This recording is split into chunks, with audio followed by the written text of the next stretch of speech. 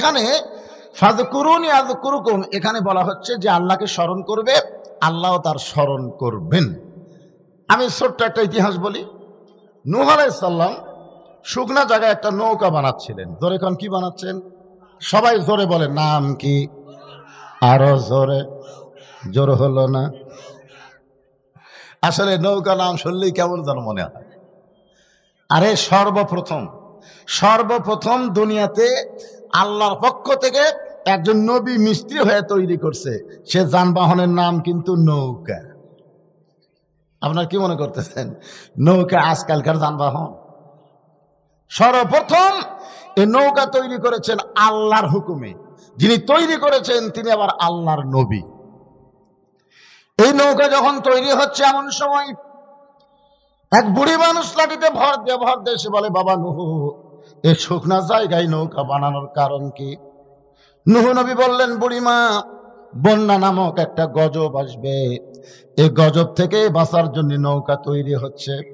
বিশাল একটা বন্যা হবে, গোটা পৃথিবী ডুবে যাবে।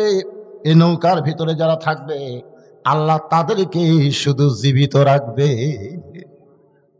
বুড়ি বলতেছে, বাবা নূহ, এই সামান্য নৌকার মধ্যে সবাই যদি উঠতার চায় তাহলে কি জায়গা হবে? নূহ বলতেছেন, বুড়িমা, এই নৌকার শর্ত হলো, এই নৌকার আবার শর্ত আছে। নৌকার শর্ত কি? আল্লাহর বান্দা বান্দি যারা নৌকার ভিতরে জায়গা পাবে তারা, ইমানদার বান্দা বান্দি যারা নৌকার মধ্যে জায়গা পাবে তারা। বেঈমানদের জায়গা নৌকা হবে না, বেঈমানদের জায়গা এই নৌকায় হবে না। সঙ্গে সঙ্গে বুড়ি বললেন, বাবা নূহ, আমিও নৌকায় চড়তে চাই। নূহ বললেন, বুড়িমা, তাহলে আল্লাহর জিকির করেন, লা ইলাহা ইল্লাল্লাহু নূহু নবিয়ুল্লাহ।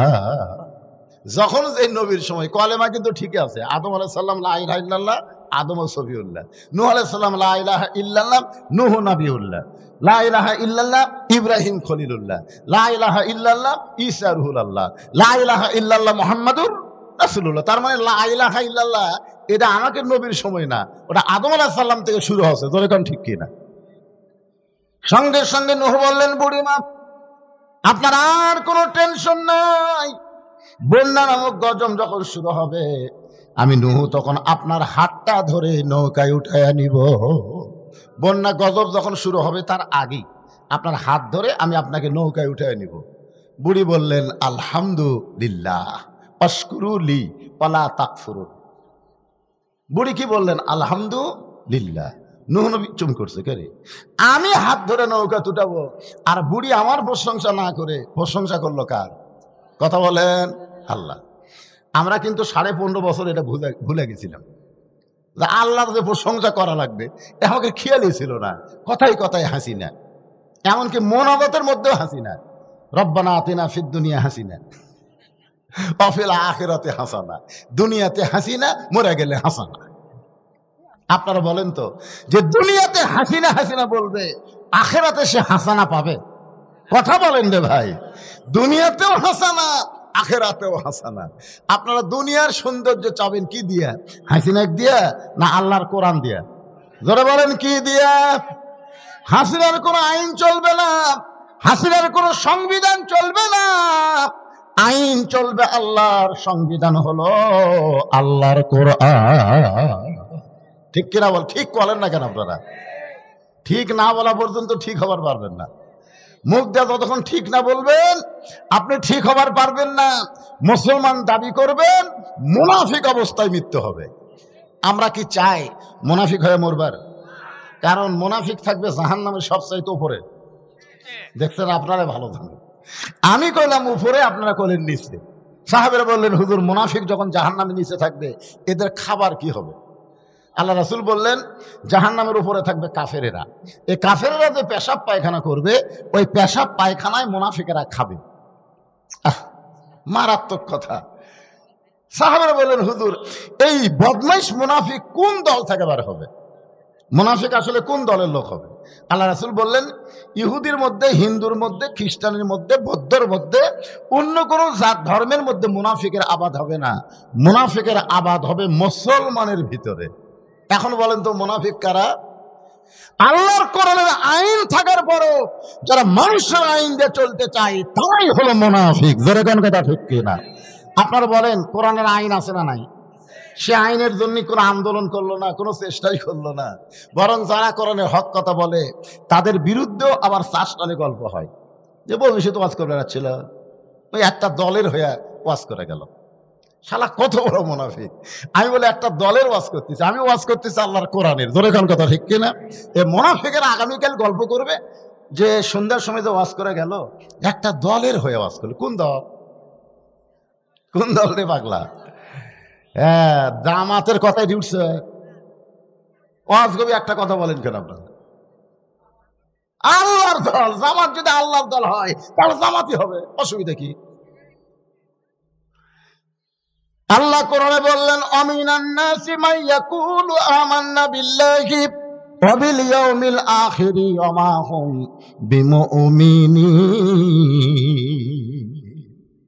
মানুষের মধ্যে এমন কতগুলো মানুষ আছে যারা বলবে আমরা আল্লাহ বিশ্বাস করি, আখিরাতকে বিশ্বাস করি, এরপরও আল্লাহ বলেছেন তারা মুমিন না। তারা মুমিন না হওয়ার কারণ হলো তারা আল্লাহ বিশ্বাস করে, আখিরাত বিশ্বাস করে, মানুষের আইন দিয়ে চলতে চায়, আল্লাহর কোরআনের আইন মানতে চায় না। এরাই হলো মুনাফিক। যেরকম এরা কি?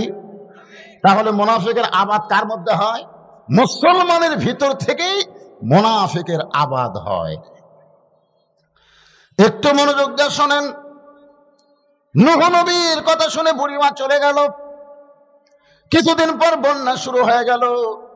এত বিশাল একটা বন্যা হলো, এমনকি এভারেস্ট শৃঙ্গ পর্যন্ত বন্যার নিচে ডুবে গেল। পৃথিবীর সবচাইতে উঁচা যেটা ছিল এভারেস্ট, মাউন্ট এভারেস্ট, ওটার উপরে পানি উঠে গেল।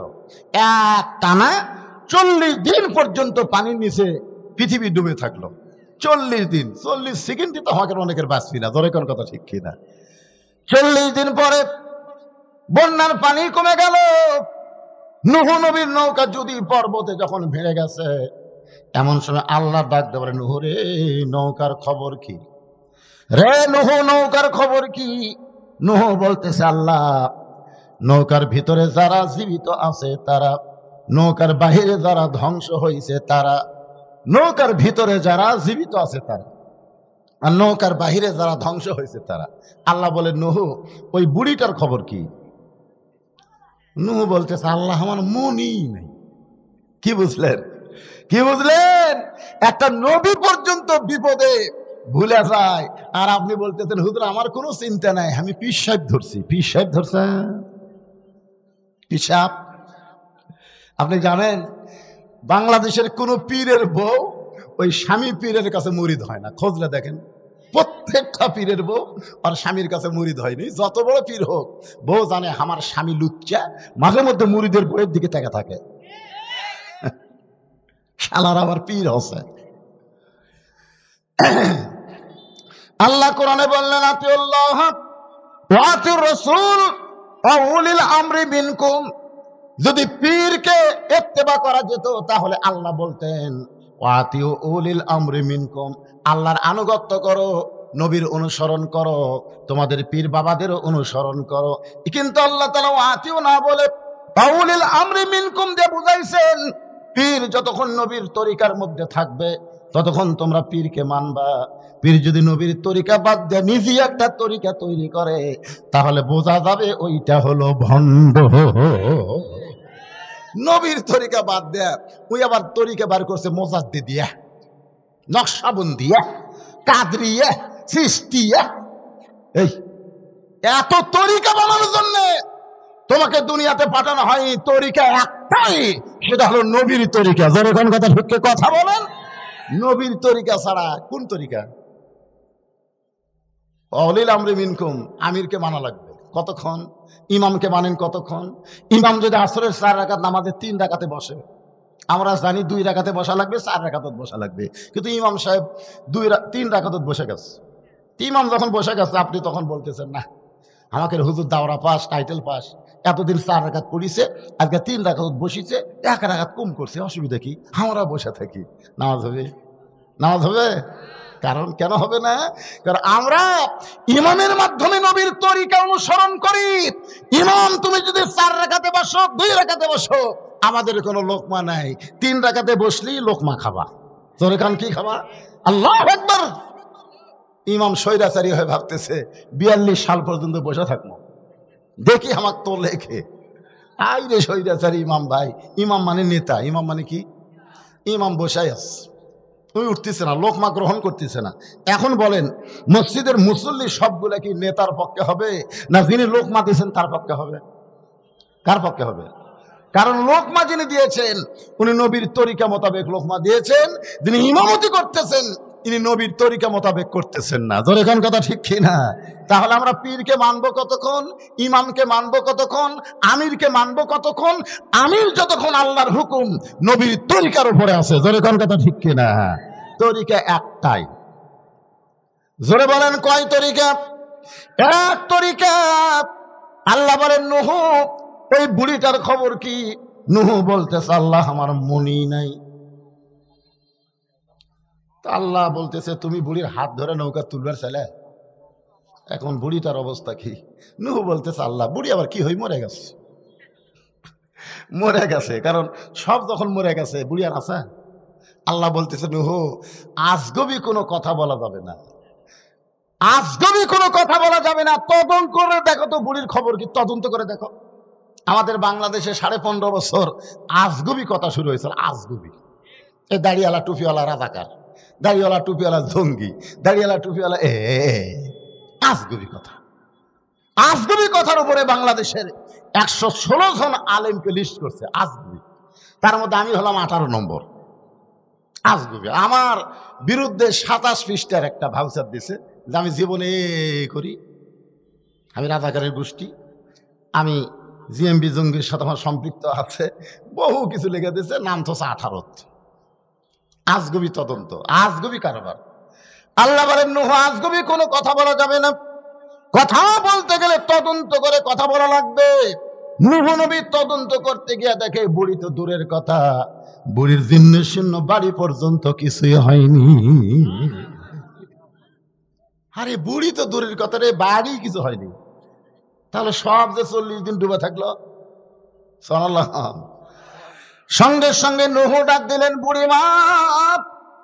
বুড়ি টোপলা নিয়ে হাজির, টোপলা টাবলি। নূহ বলে বুড়ি মা টোপলা খেন। বলে তুমি না কইছিলা বাবা বন্যা গজব যখন শুরু হবে তখন আমার হাত ধরে নৌকায় উঠবা, সেদিন থেকে আজ পর্যন্ত আমি সাইজ হইয়া বসে আছি। সাইজ আমাদেরকেও কিন্তু আল্লাহর পক্ষ থেকে বলা হয়েছে আল্লাযী খালাকাল মাউতা ওয়াল হায়াতা লিয়াবলুয়াকুম আইয়ুকুম আহসানু আমালা। যে কোনো সময় তোমাদের মৃত্যু হবে, মৃত্যুর হায়াত সৃষ্টি করছেন কে? জোরে বলেন। যে কোনো সময়। মনে করেন না যে আমার চুল পাকেনি, আমার দাড়ি ঠিক মতো গজায়নি, আমার সময় আছে, আমার দাদা বুড়া হয়ে গেছে, দাদার কাছে আগে আজরাইল আসবে, তারপরে সিরিয়াল মোতাবেক আমার কাছে আসবে। এই চিন্তা করতেছেন নাকি? চিন্তা করতেছেন? তাহলে আপনারা বলেন যে কোনো সময় যদি মৃত্যু আমাদের কাছে আসে, আপনার কি সাইজ হয়ে আছেন? সাইজ বুড়ি কিন্তু সাইজ। বুড়ি কি আসেন, আসা মাত্রই বুড়ি কি বলবে? দেখি তো আমার ব্যাগ কুটি থুসি, আমার শাড়ি কুটি আছে, আমার বোরকা কুটি আছে, এগুলো খোঁজার টাইম আছে? বুড়ি আগে থেকে বলতেছে আমি সাইজ হয়ে বসে আছি। কিন্তু যেদিন ডাক পড়িবে কবর মাঝে যাইতে, জোগাড় কিছু করছো বন্ধু তার মাঝে বিছাইতে। কিন্তু যেদিন, কিন্তু যেদিন, যেদিন মানে কবে? কথা কয় নির্দিষ্ট টাইম আছে? তাহলে মশান মারতেছেন কেন? মশান কি? মশান 4 তলা বাড়ি বানায় রড বার করে থুছে, 4 তলা বাড়ি বানায় রড বার করে থুছে। কিরে ভাই খবর কি? 4 তলা করছি ভাই, আর 1 তলা করবার চাই। 2 কান্দে 2 ফেরেশতা কয় শয়তান তুই যখন ঘাড় কাট করে উপর দিকে তাকাস, তুমি ইমাম কি বলে উপর দিকে যতই তাকা উপরে থাকতে পারবি না, নিচতলায় থাকা লাগবে। জোরে কোন কথা ঠিক কি না? নিচতলা মানে 1 তলা না, নিচতলা মানে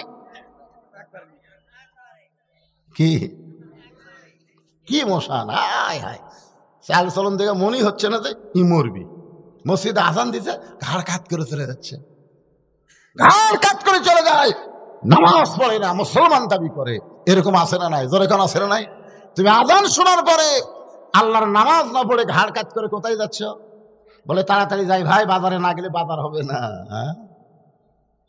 আল্লাহ রাসূল বলেছেন বাইনাল আবদুল কুফরি তারকুস সালাত, বান্দার কাফেরের মধ্যে পৃথক করার জিনিসটার নামই হলো নামাজ।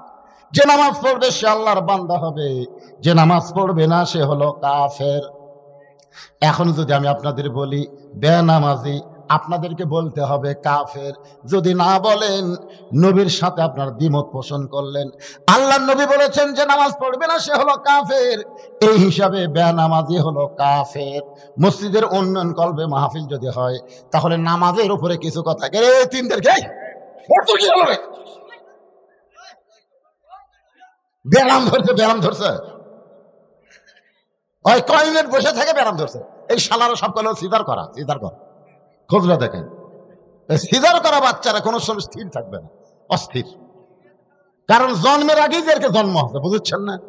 আরো 2 দিন পরে এরা নর্মালে হতো, কিন্তু আর মায়ের অধৈর্য থাকার কারণে পেট কাটে বের করছে।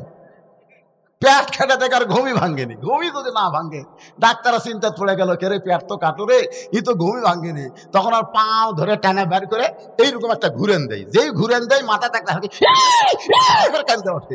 ওই যে ঝাঁকি খাচ্ছে, ওই ঝাঁকি তারা বেশিক্ষণ থাকা পারবে না। তো এখনই শুরু হয়ে গেছে। কে রে?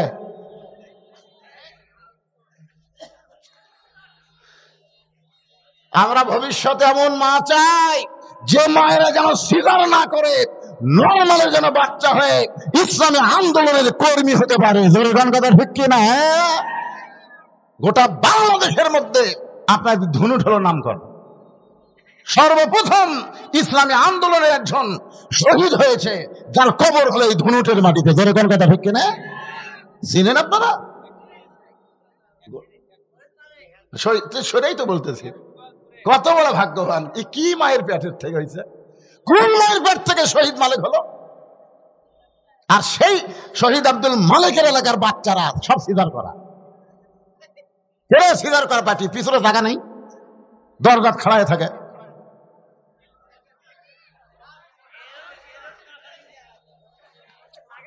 এই মাহফিলে এই ভলেন্টিয়াররা দুর্বল, খালি গলাতে একটা করে ফিতেলে গুল্লি হবি নাকি?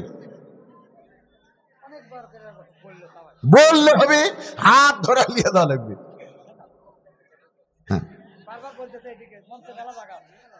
এই সাইডে অনেক জায়গা আছে, ওই সাইডে বসেন কেন? এই সাইডে বসেন তো, এই কোনার দিকে বসেন।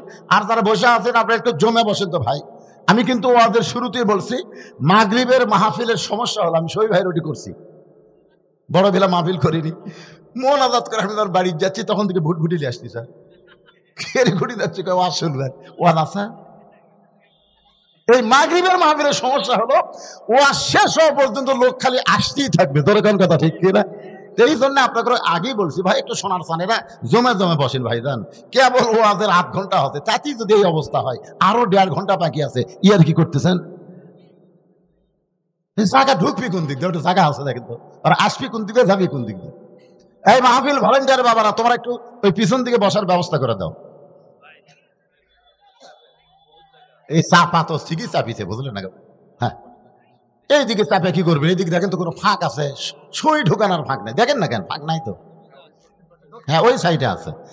সবাই একটু 1 মিনিটের মধ্যে জিকির করে, যার সামনে জায়গা আছে আল্লাহর রাস্তায় একটু জমে আসবেন। 1 মিনিটের মধ্যে সব সামনে আসবেন। লা ইলাহা ইল্লাল্লাহ, লা ইলাহা ইল্লাল্লাহ, লা ইলাহা ইল্লাল্লাহ, লা ইলাহা ইল্লাল্লাহ, লা ইলাহা ইল্লাল্লাহ, লা ইলাহা ইল্লাল্লাহ, লা ইলাহা, লা ইলাহা ইল্লাল্লাহ মুহাম্মাদুর রাসূলুল্লাহ। সকলে বলি সাল্লাল্লাহু আলাইহি ওয়াসাল্লাম। নূহ বলেন, বুড়িমা, বন্যা নামক গজব হইয়া গোটা পৃথিবী ধ্বংস হয়ে গেছে। অথচ আপনার জীর্ণ শূন্য বাড়ি পর্যন্ত কিছুই হয়নি, আপনারও কিছুই হলো না। ও বুড়িমা, আপনি এমন কি আমল করেন যে আমল করার কারণে আপনার বাড়িও ঠিক আছে, আপনিও ঠিক আছেন? বুড়ি তখন মুস্কি মুস্কি হাসে আর বলে, বাবা নুহু, তুমি যখন আমাকে হাত ধরে নৌকায় উঠাবার চাইছিলা, তখন আমি প্রশংসা করছিলাম কার? কারণ আমি বুড়ি ঈমান গ্রহণ করার পরই আমার বিশ্বাস হয়ে গেছে, ঈমান গ্রহণ করার সঙ্গে সঙ্গে আমার বিশ্বাস হয়ে গেছে দুনিয়ার সবাই সবাইকে ভুলতে পারে, কিন্তু আমার আল্লাহ কোনোদিন ভুলবে না। ঈমান গ্রহণ করার পরই এই বিশ্বাস আমাদের আনতে হবে যে দুনিয়ার সবাই আমাকে ভুলতে পারে, কিন্তু আমার মওলা, আমার আল্লাহ আমাকে কোনোদিন ভুলবে না। তাহলে জিকির করব কার? আরো জোরে না বাবা? এই যে কতগুলো আছে, আমার দয়াল বাবা, দয়াল বাবা। বাবা ভুলে যাবি রে, বাবা নিজেই বাঁচবে কিনা টেনশন আছে, তোর কোন কথা ঠিক কিনা। এই জন্যে ফাযকুরুনি আযকুরুকুম, আল্লাহকে যে স্মরণ করবে আল্লাহ তাকে স্মরণ করবেন। আমাদের জাতির পিতা হযরত ইব্রাহিম চড়কের উপরে বসে আছেন, বাবা আজর রশি ধরে টানতেছে, আর নিচে নমরুদের আগুনের চুলার দাও দাও করে আগুন জ্বলতেছে। বাবা আজর চড়কে রশি ধরে টানতেছে, নিচে আগুন জ্বলতেছে, আর চড়কের উপরে বসে ইব্রাহিম নবী জিকির করতেছেন আল্লাহর ধরে কনকার হাসবি আল্লাহু নিমাল ওয়াকিল অনিমাল মওলা অনিমান নাসির। আল্লাহ, আমার বাবা যতই আমার টানুক আর নমরুদের আগুন যতই জ্বলুক, আমার ঈমান বলতেছে ওদের দিকে আমার তাকানোর সময় নাই, আমি জিকির করতেছি কার? আরো জোরে বলেন কার?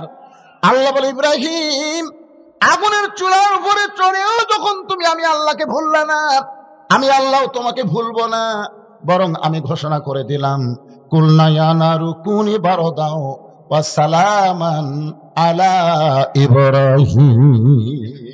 এতদিন পর্যন্ত মানুষ জানে আগুন পুড়াতে পারে, কিন্তু আজকে ইব্রাহিমের জিকিরের কারণে আগুনকে আমি শান্তিদায়ক করে দিলাম। আচ্ছা, এটা কি আপনারা বিশ্বাস করেন? বিশ্বাস করেন? নমরুদের আগুনের চুলা শান্তিদায়ক হয়ে গেছিল। কুলনা ইয়া নারু কুনি বারদাও ওয়া সালামান আলা ইব্রাহিম। তাহলে ইব্রাহিমের জন্য যদি নমরুদের আগুনের চুলা শান্তিদায়ক হয়, তাহলে ইব্রাহিমের সন্তান হলাম আমরা। আমাদের জন্য ভারতের অ্যাটম বোমাকেও আল্লাহ মিষ্টি তরমুজ বানাবার পারবে। যেরকম কথা ঠিক কিনা? খালি আল্লাহর প্রতি তাওয়াক্কুল করেন, আল্লাহর জিকির করেন। কে রে ভারত, নেংটির বাচ্চা, মালওয়ানের বাচ্চারা, তোরা মুসলমানের কি করতে পারিস? কি করতে পারিস তোরা মুসলমানের? গৌর গোবিন্দকে শাহজালাল ইয়ামিনী হয়ে যেরকম সাইজ করেছে, পৃথিরাজকে খাজা সাহেব যেরকম সাইজ করেছে, মোদির ওই উগ্র হিন্দুকেও বাংলার মুসলমানও সাইজ করতে পারবে। যেরকম কথা ঠিক করে কথা বলে। অনেকে বলে ভারত বড় দেশ, ভারত যত বড়ই হোক আমাকে আল্লাহ কি তার চাইতে ছোট? কথা কন না কেন? নমরুদের আগুনের চুলার কাছে ইব্রাহিম কত বড় দেয়? আপনারা বলেন তো, ইব্রাহিম নবী কত বড় আর আগুনের চুলা কত বড়? আর আগুনটা জ্বলাইলো কতদিন ধরে, উপর দিয়ে পাখি উড়ে যাওয়ার পারে নাই, আগুনের তাপে পাখি পুড়ে ছাই হয়ে গেছে। আর সে আগুনের চুলা আল্লাহর জিকির চালু থাকার কারণে যদি শান্তির বাগান হয়ে যায়, আমাদের অন্তরে যদি আল্লাহর জিকির থাকে, আল্লাহর স্মরণ যদি সবসময় থাকে, ভারতেরা বাংলার কিছুই করতে পারবে না। আমরা তাকায় থাকবো আল্লাহর দিকে। জোরে বলেন কথা ঠিক কিনা? ফাযকুরুনি আযকুরকুম, যে আল্লাহর স্মরণ করে আল্লাহ তার স্মরণ করেন, এরকম আলোচনা করতে গেলে সারা রাত চলে যাবে। আমি এই জিকিরকে সংক্ষেপ করে নিয়ে আসলাম। ইন্না নাহনু নাযালনা যিকরা ওয়া ইন্না লাহু লাহাফিজুন। আল্লাহ তাআলা এই কোরআনকে জিকির হিসাবে নাজিল করেছেন। আমার দিকে তাকান, কি হিসাবে? কোরআন হেফাজতের দায়িত্ব কার? 11 সালে আমি যখন প্রথম হজ করতে গেলাম, 2011 সালে, তা আমার সঙ্গে একটা যুবক ছিল, ও হজ করবার গেছিল। ও তাওয়াফ দিতে যতবার তাওয়াফ করে 3-4 বার কাবা ঘর চুমা খায়। 3-4 বার প্রতি তাওয়াফে 7 পাকের মধ্যে 3-4 বার কাবা চাপায় ধরে চুমা খায়। কিন্তু এত মানুষের ভিড়, আমি আর কাবার ধাইতে যাওয়ার পারি না। তা আমাকে বলতে যে, হুজুর আপনি এতই দুর্বল, আপনি কাবা ঘর চুমা খান না কেন? তাওয়াফ করে লাভ আছে? কাবা যদি চুমাই খাবার না পারেন তা তাও ঘুরে লাভ কি? আমি করলাম ভাই আমি তো যাবার চাই রে, কিন্তু মানুষের এত ভিড় কিভাবে যাই? তখন হাত বলতে তো খালি এই এই এই এই এই, দুই খুনা মারবেন আর কাবার দিকে হাঁটবেন, ফাঁক হয়ে যাবে। আপনারা বলেন কাবা ঘরে খেলে বাংলাদেশের মানুষ, আপনাকে ধনুটের মানুষ নাকি? পৃথিবীর যত মুসলমান আছে সব মুসলমান কাবা ঘর তাওয়াফ করতেছে, আর আমি কুনা মারবো? কার বুকুর যে কুনা লাগবে ভাই? ওই যদি বেজার হয়ে যায়, কাবার মালিক কি খুশি হবে?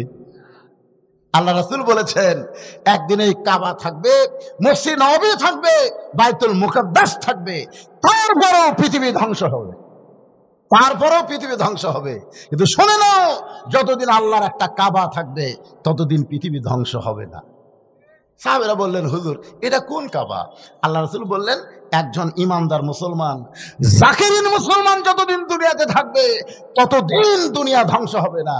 তার মানে বোঝা গেল কাবার চাইতে, মসজিদের চাইতে একজন জিকিরওয়ালা মুসলমানের দাম আল্লাহর কাছে অনেক বেশি। কি মনে করতেছেন? কাবা ঘর তো ঠিকই ছিল।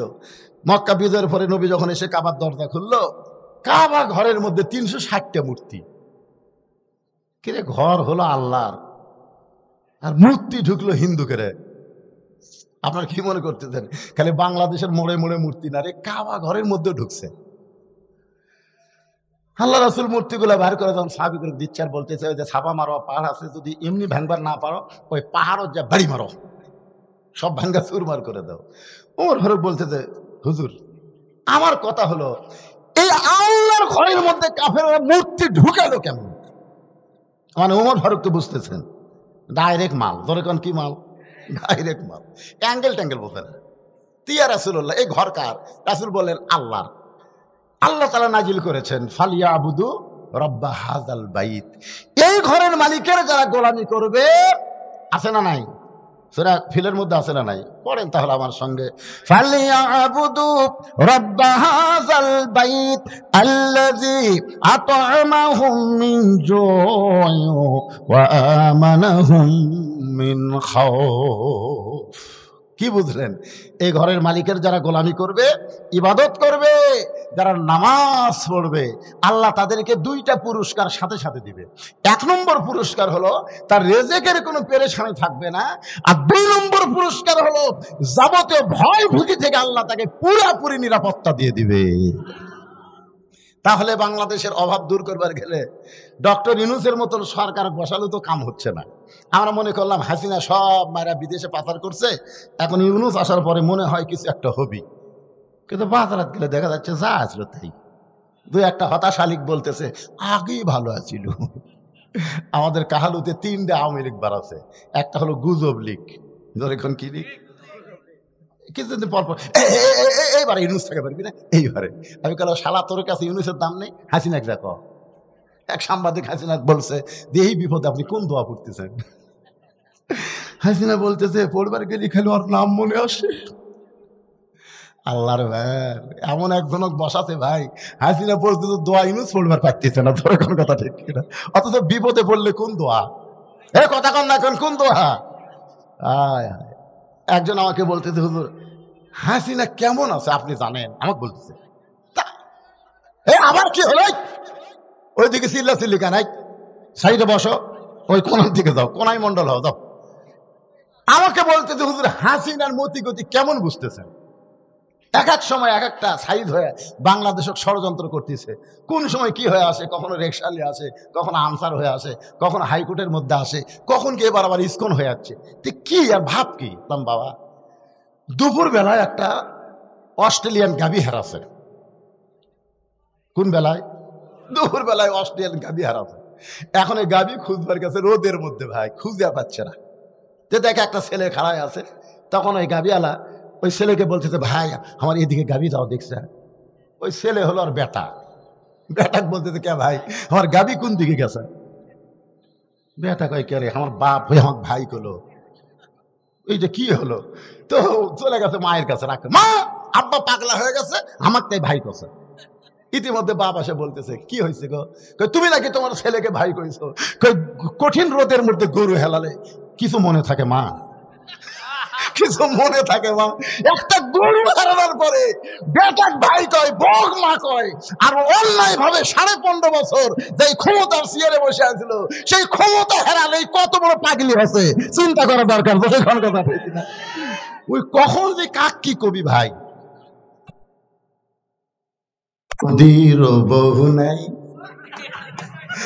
আরামে ওটি থাক। যতক্ষণ কথা ঠিক কিনা, আমাকে দেশলে কোনো জ্ঞান দান করিস না। কারণ 900 বছর আগে লক্ষণ সেন পল আছে আর হাসিনা পল আছে। পলার পরে বাংলার ক্ষমতায় তাকে জনগণ আর কোনোদিনও দেখবে না। যতক্ষণ কথা ঠিক কিনা, বসে আছো দাদার বাড়ি, আল্লাহর ওলি বলেছে গাছের গোড়াতে এমন ঝাঁকুনি বাড়বে দিল্লির মামু বাড়ি গিয়া পড়বা। যতক্ষণ কথা ঠিক কিনা। আপনার বলেন তো এ পর্যন্ত আল্লামা সাইদি হুজুরের প্রত্যেকটি কথায় 100 ভাগ ফলে গেছে। যতক্ষণ কথা ঠিক কিনা। আজকে শুধু সাইদি হুজুর আছে, 100 বছর বাংলার মানুষ ইমাম আজম হানিফার মতন তাকে মূল্যায়ন করবে। যতক্ষণ কথা ঠিক কিনা। 15 বছর জেলখানায় বন্দি থেকে 13 বছর জেলখানায় বন্দি রেখে হাসপাতালে হত্যা করা হয়েছে। আবু হানিফাকেও জেলখানায় বন্দি রেখে বিষ পানে হত্যা করা হয়েছে। যতক্ষণ কথা ঠিক কিনা। আল্লাহর বান্দার একটু মনোযোগ দিবেন। ফাযকুরুনি আযকুরুকুম ওয়াশকুরুনি ওয়ালা তাকফুরুন। এখান থেকে আপনাদেরকে নিয়ে আইছি এই কোরআন, ইন্না নাহনু নাযালনা যিকরা, এই জিকিরেরই কিন্তু কথা হচ্ছে, ওয়া ইন্না লাহু লাহাফিজুন। তা আমি বললাম ভাইজান, আপনি যে প্রত্যেক তাওয়াফে 4-5 বার করে কাবা চুমা খাচ্ছেন, এতে আপনার ভাব কি? ভাব বুঝতেছেন না হুজুর, আল্লাহর কাবা খার চুমা খাওয়া মানে বেগুনা মাসুম হওয়া। আমি ওই লোকটাকে বললাম, আপনি যদি 1 কোটি বারও কাবা ঘর চুমা খান, আপনার যতটুকু সওয়াব হবে তার চাইতে বেশি সওয়াব হবে একবার যদি আল্লাহর কোরআন চুমা খান। তো আমার অনেকগুলো হাজি আসলো, তারা বলতে যে হুজুর এটা একটা কথা হলো, আপনি 1 কোটি বার কাবা ঘর চুমা খেয়ে যে সওয়াব হবি তার সাথে বেশি সওয়াব আল্লাহর কোরআন চুমা খেলে হবি, এই দলিল দেন। আমি তখন বললাম, শোনো, কাবা আল্লাহর ঘর, কোরআন আল্লাহর বাণী। কাবা কার ঘর? কথা কয় না। কাবা কার ঘর? আল্লাহর ঘর। কোরআন কার বাণী? এই দুটার মধ্যে তফাৎ আছে বাজান, এই দুটা না আছে। দুটার মধ্যে তফাৎ হলো কি, যে কাবা হেফাজতের দায়িত্ব আল্লাহ নেয়নি, কারণ কাবা আল্লাহর ঘর, এটা আল্লাহ বলেছে, কিন্তু কাবা হেফাজতের দায়িত্ব আল্লাহ নেয়নি, কাবা হেফাজতের দায়িত্ব দিয়েছে আল্লাহ ওয়ালাদেরকে। ধরে কোন ঠিক কিনা। আর কোরআন আল্লাহর বাণী, এটা কাউকে আল্লাহ হেফাজতের দায়িত্ব দেয়নি, নিজেই কোরআন হেফাজতের দায়িত্ব নিয়েছে। আপনার বলেন তো এর মধ্যে তফাৎ কি? খালি বড় কাবা আল্লাহর ঘর, আল্লাহ যদি হেফাজতের দায়িত্ব নিত, আপনার বলেন তো কোনো কাফের মূর্তিতে ঢুকবার পারত? খালি জিবরাইল বলবে তুই কাবার দরজার কাছে খাড়া হ। আবু জেহেল যখন মূর্তি নিয়ে ঢুকবি, বাম হাতে একটা চড় মারবো। যে আবু জেহেল মূর্তি নিয়ে ঢুকতেছে, জিবরাইল মারছে চড়, ওই মূর্তি ফেলে দে দৌড়। আবু সুফিয়ান এক মূর্তি নিয়ে আছে, কে রে ভাই তুই দৌড়ালি কেন? হায় হায় আন্দারা চড় মারতেছে রে, কে মারতেছে দেখা যাচ্ছে না, আয় ভাই দেখ আমার গাল লাল হয়ে গেছে। আপনি বলেন এই চড় খাওয়ার কথা শুনে আর কেউ ঢুকবি? তার নাকি পারে না যে কাবা ঘরের দরজাতে একটা ফেরেস্তা মোতায়েন করতে, খালি ঢুকবি আর পিটন হবে? কিন্তু না, আল্লাহ রাসূল বললেন, ওমর কি বলবার চাও? ওমর ফারুক বলতেছি, মদিনা থেকে যে কাবার দিকে আমরা মুখ করে নামাজ পড়লাম, মক্কা বিজয়ের আগে নামাজ কায়েম হয়েছে মদিনায়। ধরে কান সুবহানাল্লাহ। মক্কা বিজয়ের আগেই কিন্তু নামাজ কি হয়েছে? কায়েম হয়েছে। কোথায়? মদিনায়। কারণ রাসূল হিজরত করার পরে 2য় হিজরিতে নামাজ কায়েম হলো। নবী মদিনার যায় খালি নবীগিরি করে নাই, নবীকে আল্লাহ মদিনার রাষ্ট্রপতি বানাইছিল। ধরে কান সুবহানাল্লাহ। আর নবী যখন রাষ্ট্রপতি হলেন, তখন আল্লাহ তাআলা নবীকে জানাই দিলেন, আল্লাযীনা ইম্মাক্কান্নাহুম ফিল আরদ, মুসলমানের মধ্যে কাউকে যখন ক্ষমতা দেওয়া হবে, তার 1 নম্বর কাজ হচ্ছে আকামুস সালাত, 1 নম্বর কাজ হচ্ছে নামাজ কায়েম করা, 2 নম্বর কাজ হলো আতাউজ যাকাত, যাকাত ভিত্তিক অর্থনীতি চালু করা। ধরে কোন কথা ঠিক কিনা। আরো 2টা কাজ আছে বলতেছি। তো ব্যাপার হলো, তাহলে নামাজ কায়েম হয়েছে হিজরি কত সালে? 2য় সালে। ধরে কোন কত সালে? মক্কা থেকে মদিনা যাওয়ার 2 বছর পরে নামাজ কায়েম হয়েছে, আর মক্কা বিজয় হয়েছে হিজরি 8ম সালে। তাহলে এই যে 6টা বছর হলে আমরা কাবা ঘরের দিকে নামাজ পড়তেছি, কাবা ঘরের মধ্যে কাফের মূর্তি, আমাকে নামাজ কে হসে হুজুর? উমর ফারুক বলতেছে। ধরে কান কে? আল্লাহ রাসূল বলেন, ওমর কাবা আল্লাহর ঘর, কিন্তু আল্লাহ হেফাজতের দায়িত্ব নেয় নাই। আল্লাহওয়ালা মানুষ যখন কাবার পাশে থাকবে তখন কাবা হেফাজত হবে। আপনাকে পুরাতন মসজিদ, এই মসজিদ হেফাজতের দায়িত্ব আল্লাহ নেবে না, কিন্তু মসজিদ আল্লাহর ঘর, হেফাজতের দায়িত্ব আপনাদেরকে নেওয়া লাগবে। জোরে কোন কথা ঠিক কিনা? অনেক মসজিদের মধ্যে ঢুকা দেখি টাইস করছে, সেই সুন্দর টাইস, কিন্তু এটা লোক দেয়া এটা ধুলে একেবারে টাইসের উপর ধুলে একেবারে। মুয়াজ্জিন সাহেব, আপনি মসজিদ ঝাড় দেন না? না হুজুর, আল্লাহর ঘর ঝাড় দেন না, কারণ কি? আজান দিয়ে আকামত দিয়ে কেউ আসে না, কেউ যদি না আসে কোন অযথা ঝাড় দিয়ে লাভ আছে? আপনি খালি তাকায় দেখেন আমার জায়গায় তাকায় দেখেন, গামছার দুই বাড়ি বাড়ি জায়গা পরিষ্কার করি, আল্লাহ আকবার নামাজ করি, একজন আসে না, খামাকা ঝাড় দেবো কেন? বোঝা গেল, মসজিদের আশেপাশে যদি মুসল্লি না থাকে মসজিদের উন্নয়ন হয় না।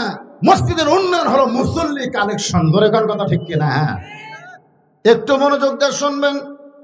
এই কোরআন আল্লাহ নিজেই হেফাজতের দায়িত্ব নিয়েছে।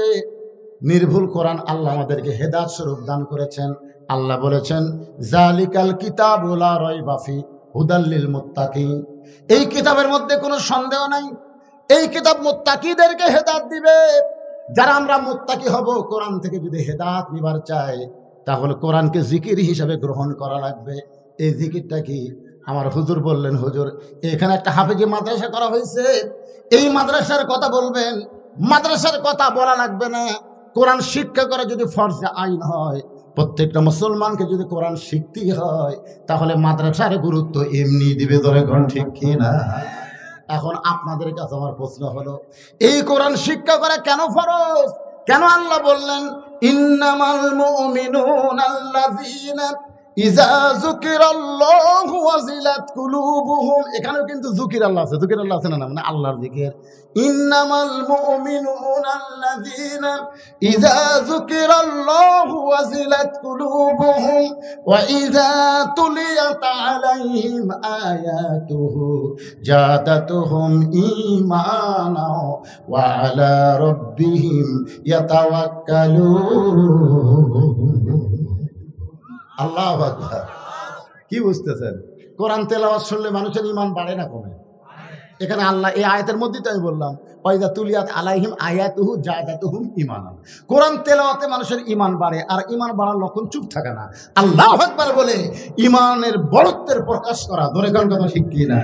লিল্লাহি তাকবীর। এখন আপনাদের কাছে আমার প্রশ্ন হলো, এই জিকির সম্পর্কে আলোচনা করতে গিয়ে, যে কোরআন এমন একটা জিকির যার হেফাজতের দায়িত্ব কার হাতে? আরো ধরে কি জন্যে কন্ত?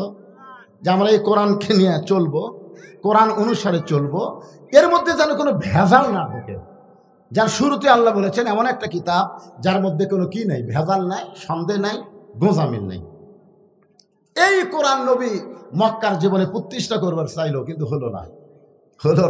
আল্লাহ রাসূলকে আল্লাহ বললেন যে, হাবিব, মক্কায় আপনি কলেমার দাওয়াত দিয়েছেন, দীর্ঘ সময় পর্যন্ত আপনাকে তারা নির্যাতন করেছে, মুসলমানের সংখ্যা তো বাড়তেইছে না, বরং এ পর্যন্ত 320 জন, 13 বছরে 320 জন, আপনি হিজরত করেন। আল্লাহ তাআলা গভীর রাত্রে নবীকে হিজরতের হুকুম দিলেন। নবী হযরত আলীকে ডাকতে বলেন, আলী, আজকে গভীর রাত্রে মক্কা ছেড়ে আমাকে মদিনায় যাওয়ার হুকুম করেছেন কে? তুমি শুধু আমার বিছনায় একটু ঘুম পাড়বা চাদর মুড়ি দিয়ে। আলী বলতেছি, ইয়া রাসূলুল্লাহ, আপনি হিজরত করবেন আর আমি বিছনায় ঘুম পাড়বো, বলেন তো এর মধ্যে হিকমত কি? রাসূল বলতেছে, তাকায় দেখো। হিকমত হলো তাকায় দেখো। আলী তাকায় দেখে মক্কার 37টা নেতা। কতগুলো নেতা? 37 জন নেতা লাঠি সোটা বর্ষা নিয়ে নবীর বাড়ির চারিধার দাঁড়া আছে। তার মানে কি বুঝলেন? নবীকে আল্লাহ হিজরত করবার কয়ে ওই নেতা করক আবার বলিছে, তোরা লাঠি লে ডানা থাক, জাগা মতো পিটন দিব। তোর এখন কথা ঠিক কিনা? আলী বলতে, হুজুর, এতদিন আমি মনে করতাম আল্লাহ আপনার পক্ষে আছে, কিন্তু আজকে দেখে বুঝতেছি যা কিছু তা আল্লাহ করতেছে। আপনাকে আল্লাহ হিজরতের হুকুম দিল, আর এরা লাঠি সোটা নিয়ে দাঁড়ায় থাকলো, কারণ কি? যেদিন এরা আপনার বাড়ি ঘেরাও করেনি সেই দিন আল্লাহ হিজরতের হুকুম দিলেই তো পারত।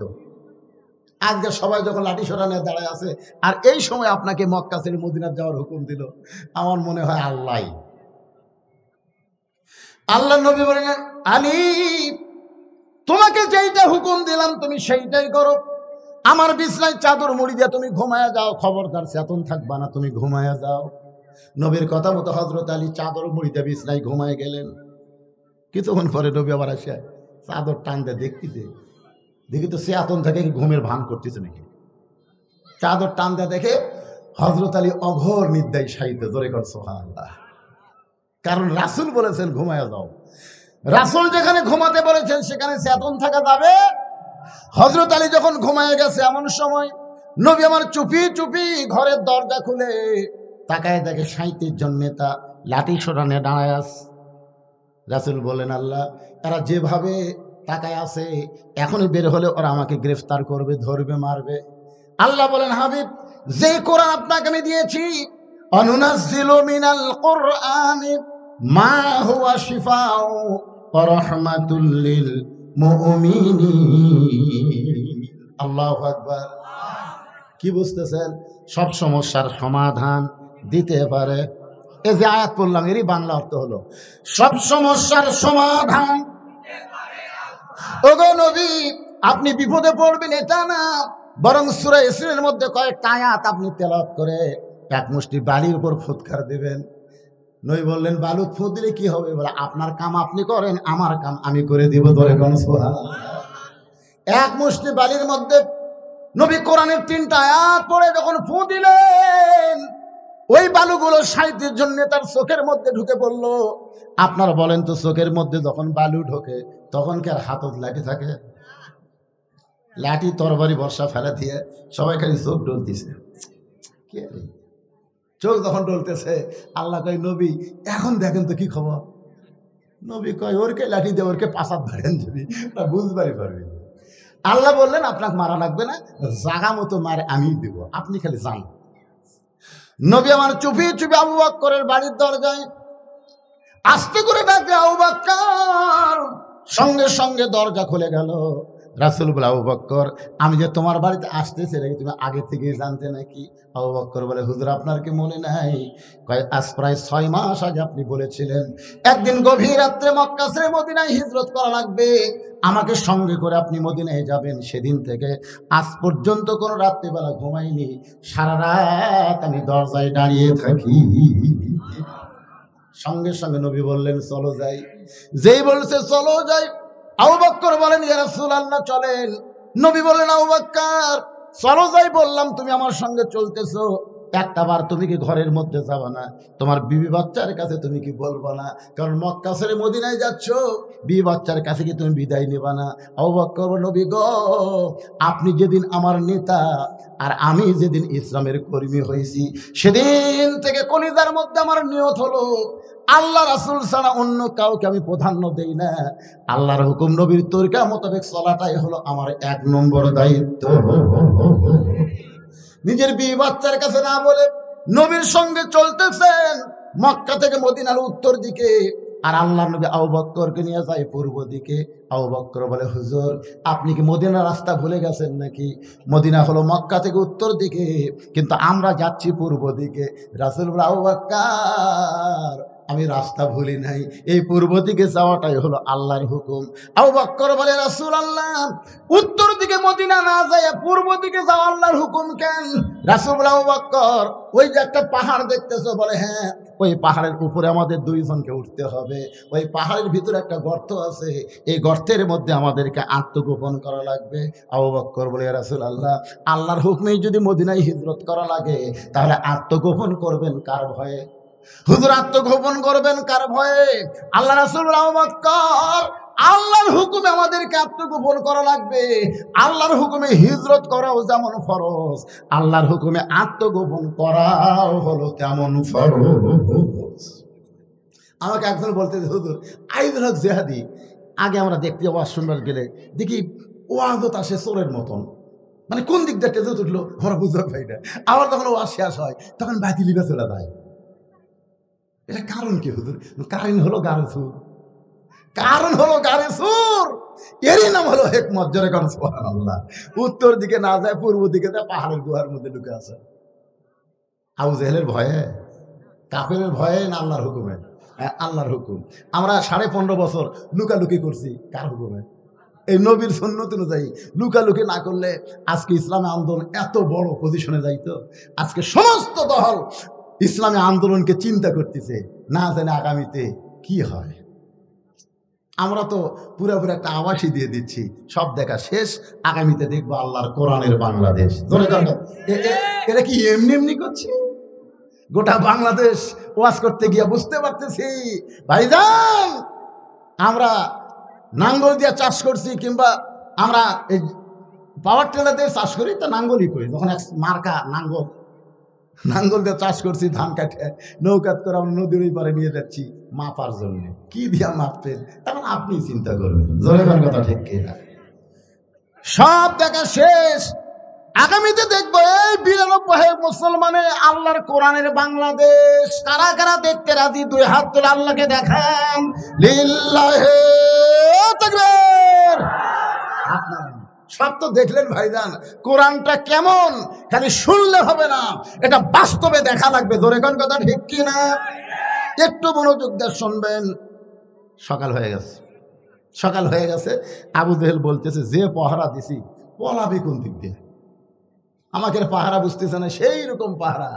পলাবে কোন দিক দিয়ে? আবু সুফিয়ান বলতেছে, আজকে রাত্রেবেলা পলাবো না, আমরা কি ফেরত যাবো? আবু জেহেল বলতেছে, এই 37 জন আবার কবে একত্র হবো? দরকার নাই, দরজা ভাঙ্গে আজকে কাম সারা লাগবে। 37 জন নেতার মধ্যে আবু জেহেল হলেন বড় নেতা। দরজা খুলে তাকায় দেখে ওরে তামানে চাদর দিয়ে ঘুম পাড়তেছে। ঘুমের কারণে নাকের শব্দ শোনা যায়। আবু সুফিয়ান, আবু জেহেল একসাথে। এই বাম সাইডে একটা যুবক নেতা, নাম হলো উলিদ বিন মুগিরা বলতেছে, নেতা এই মানুষ এক মারার জন্য আমরা সারা রাত পড়া দিচ্ছি, আর এই নাক দেখা ঘুম পাড়তেছে। আচ্ছা, নাক দেখে ঘুম কে পারতেছে? কেন পারতেছে? রাসূল কাছে ঘুম পা। নবীকে কেমন অনুসরণ করে চিন্তা করেন। যারা যদি নবী না পায় তাহলে তো গু সাপের মতন মারবে আলী। জোরে এখন কথা ঠিক কিনা?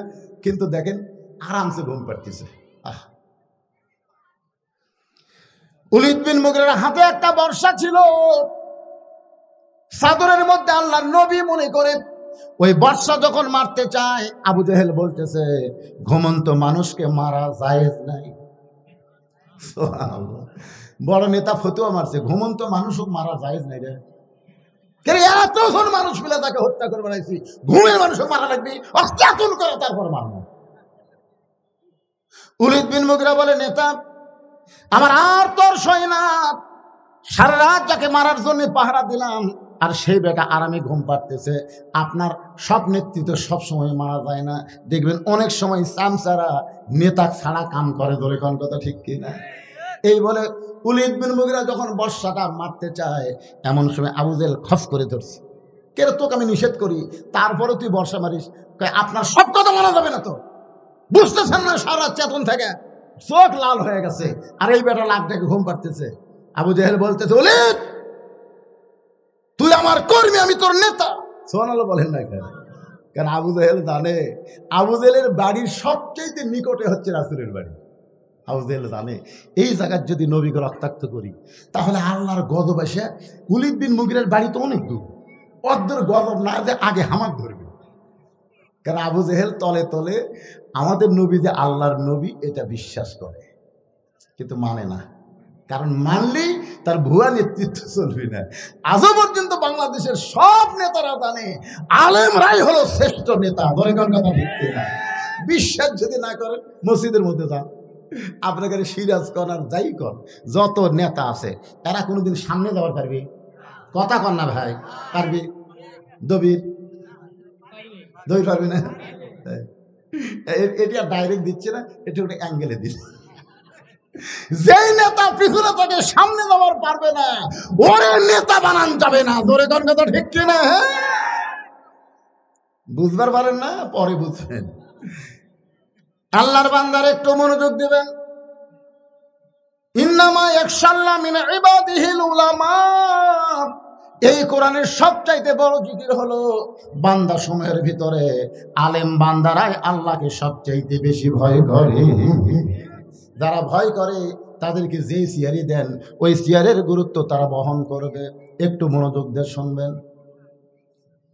আবু জেহেল আল্লাহর নবীর চিনে জানে, এই কারণে চিন্তায় আছে এই জায়গায় যদি ওলীদ বিন মুগীরা বর্ষা মারে আর নবী যদি এই জায়গাত মারা যায় তাহলে সর্বোত্তম আমাকেই গজব ধরবে।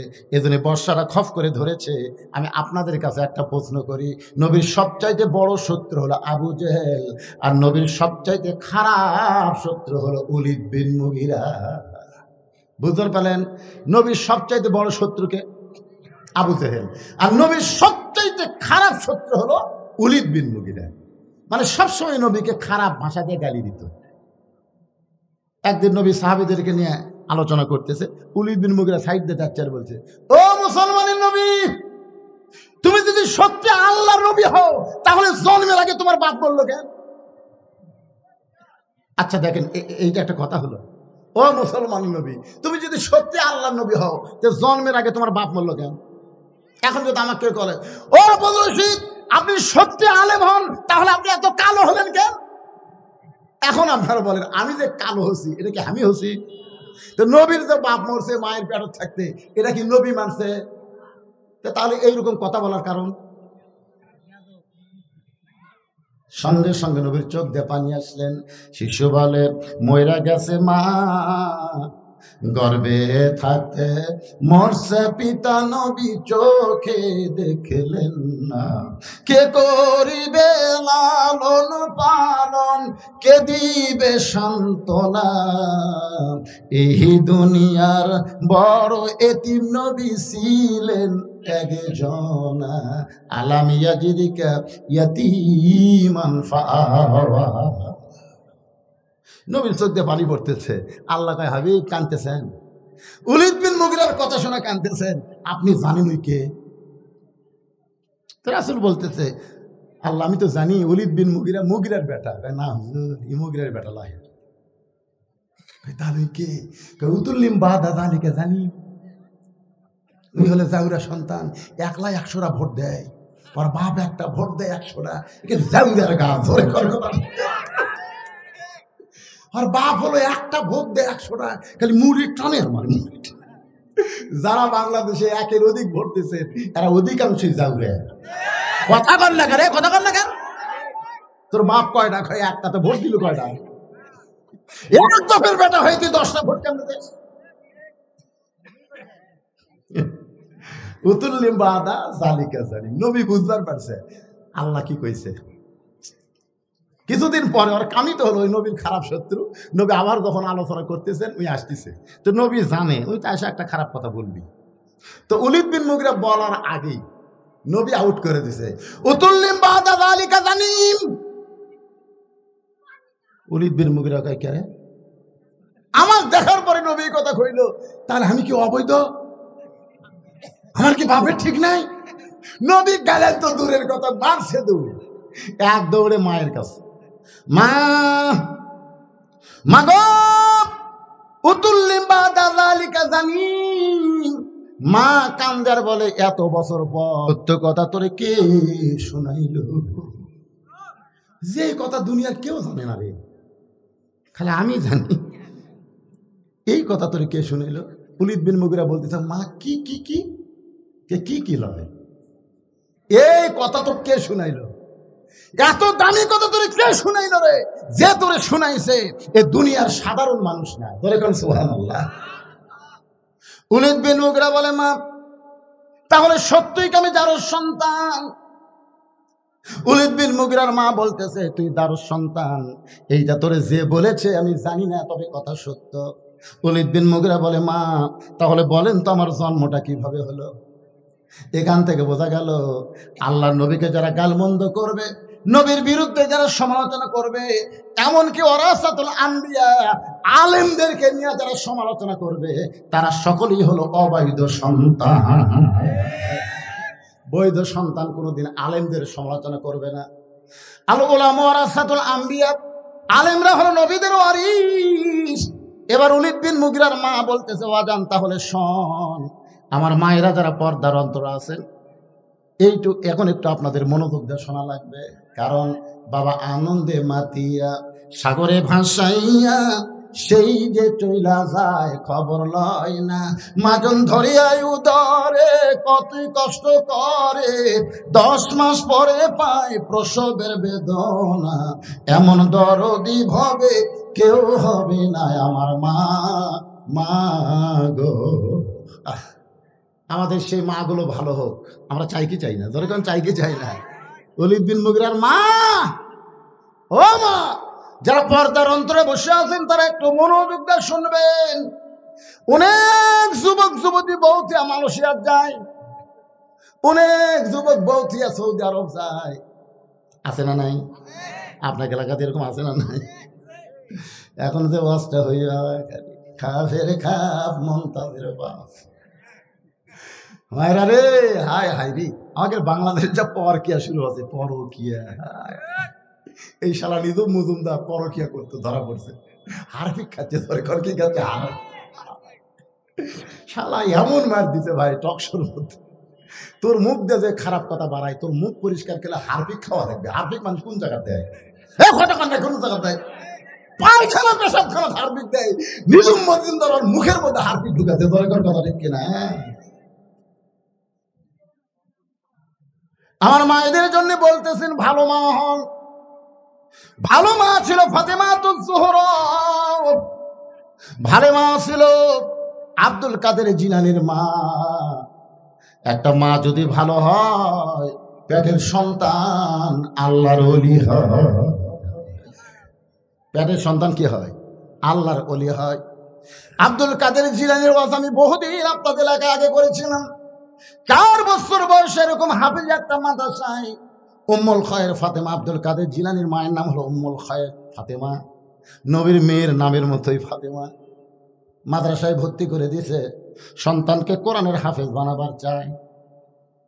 ওস্তাদ বললেন, মা কোনো টেনশন করেন না, আল্লাহ তাআলা যদি রহমত করে আপনার ছেলে কোরআনের হাফেজ হয়ে যাবে। তখন আব্দুল কাদের বয়স হলো মাত্র 4 বছর। 4 বছরের ছোট্ট আব্দুল কাদেরকে মাদ্রাসায় ভর্তি করে দিয়ে গেছে। পরদিন সকালবেলায় দেখবেন ওস্তাদেরা কিন্তু বাচ্চাকে আগেই কোরআন শরীফ পড়ায় না, সর্বপ্রথম যেটা পড়ায় তার নাম হলো কায়দা। ধরে কারণ তার নাম কি? কায়দা পড়াতে গেলে আগে পেশাবখানাত নিয়ে যায়। আমার মাদ্রাসায় দেখছি ছোট বাচ্চা ভর্তি করে দিলে ওকে আগে কায়দা দেয় না, আগে পেশাবখানাত নিয়ে যায়। আমি কইলাম, হুজুর পেশাবখানাত কেন? হুজুর কায়দার মধ্যে তো কোরআনের অক্ষর আছে। আল্লাহ কোরআনে বলেছে লা ইয়ামাসসুহু ইল্লাল মুতাহহারুন, ততক্ষণ পর্যন্ত কোরআন স্পর্শ করা যাবে না যতক্ষণ পবিত্র না হবে। এর ভিতরে পেশাব পায়খানা না শিখাই, এরা পবিত্র কেমনে হবে? 4-5 বছর 6 বছরের বাচ্চাকে মাদ্রাসার ছাত্র হুজুররা পেশাবখানা দিয়ে গেছে, আর আমাকে প্রাইমারি বই হাতত দিচ্ছে।